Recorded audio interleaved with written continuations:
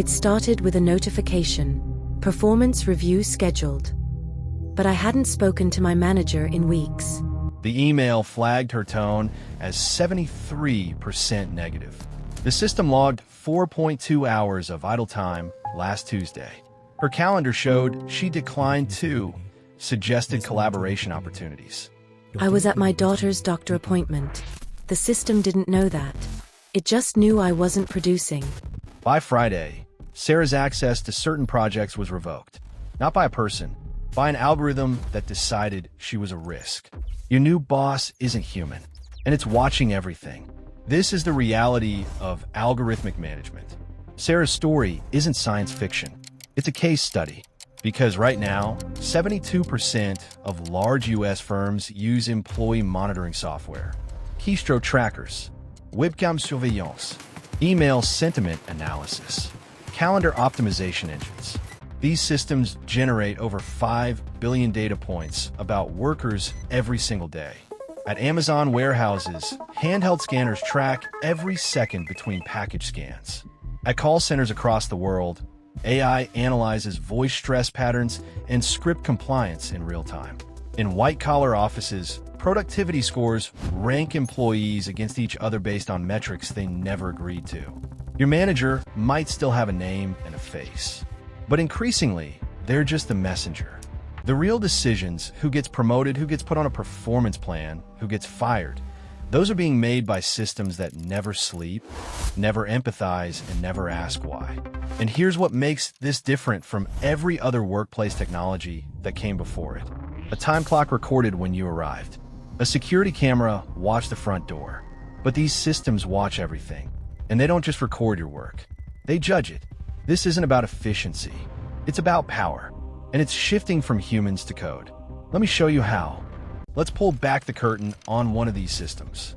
Amazon's time-off-task algorithm. It's elegant in its simplicity and terrifying in its implications. Step 1. Data collection.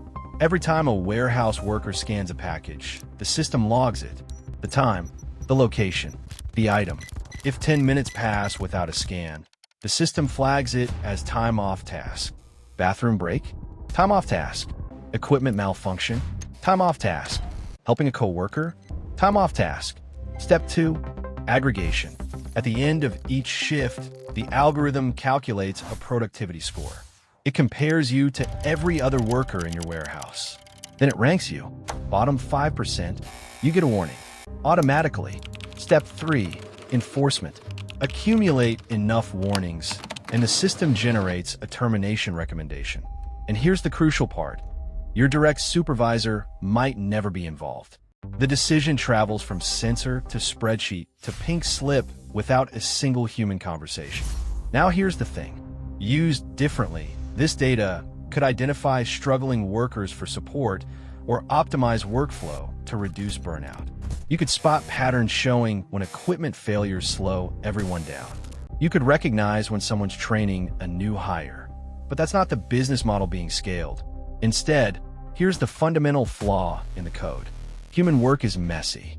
A worker might slow down because they're training someone new, because they're solving a complex problem, because they're having a bad day after a family emergency.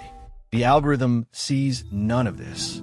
It sees only one thing: deviation from the mean.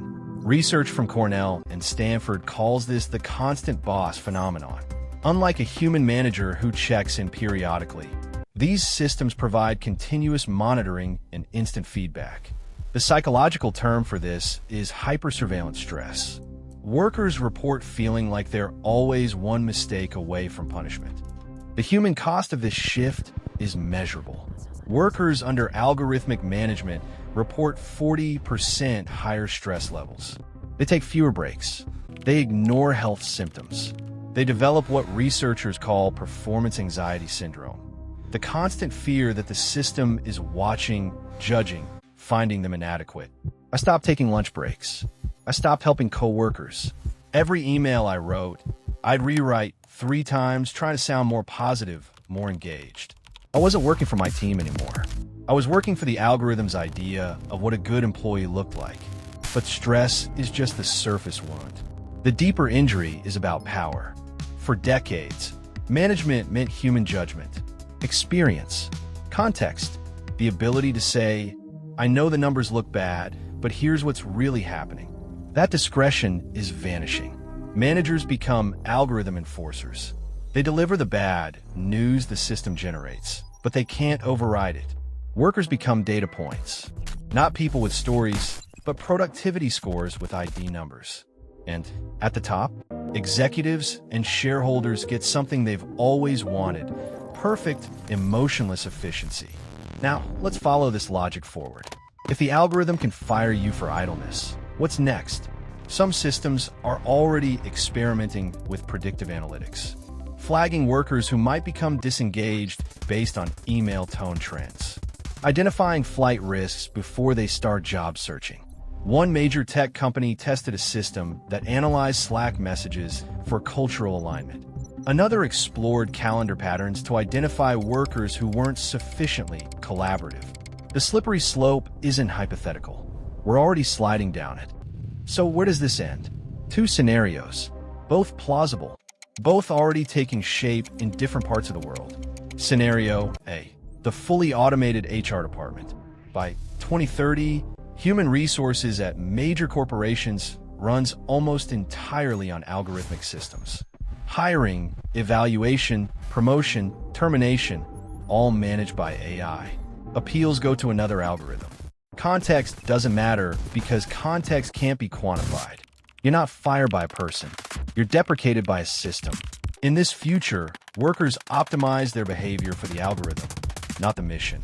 They learn to game metrics instead of solving problems. Innovation dies because innovation looks like inefficiency in the short term. The workplace becomes a high-tech panopticon where everyone performs productivity theater while actual productivity collapses. Scenario B: the human firewall. Regulations catch up to technology.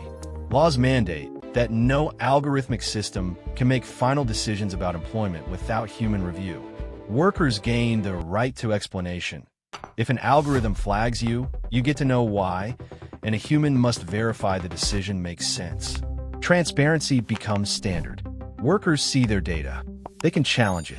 Algorithms become tools that assist human judgment, not replace it. Managers remain managers, and workers remain people.